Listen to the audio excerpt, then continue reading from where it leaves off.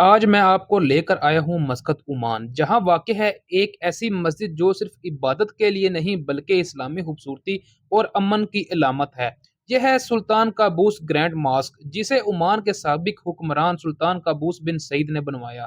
اس مسجد کی تعمیر 2001 میں شروع ہوئی اور 2006 میں یہ عام عوام کے لیے کھول دی گئی۔ دوستو، اس مسجد میں داخل ہوتے ہی دل کو عجیب سا سکون ملتا ہے۔ یہاں کے 5 مینار اسلام کے 5 ارکان کی نمائندگی کرتے ہیں، اور اس کا مرکزی گنبد دور ہی سے دیکھنے والوں کو اپنی طرف کھینچ لیتا ہے۔ اس مسجد میں بچھا ہوا قالین ایک وقت میں دنیا کا سب سے بڑا ہاتھ سے بنا قالین تھا، جسے بنانے میں 600 سے زائد خواتین نے حصہ لیا، اور اس کا وزن تقریباً 21 ٹن ہے۔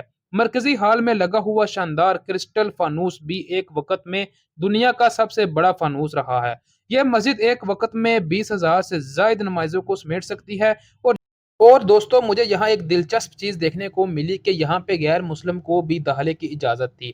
یہ ایسا کیوں تھا؟ کیونکہ اس مساجد کا نظام پراپر گورنمنٹ کے انڈر تھا۔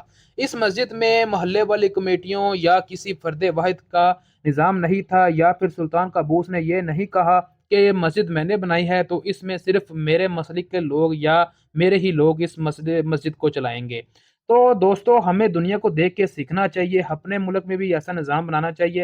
اور اگر آپ کو میری ویڈیو انفارمیٹیو لگے تو میرے چینل کو سبسکرائب ضرور کریں۔ شکریہ، اللہ حافظ۔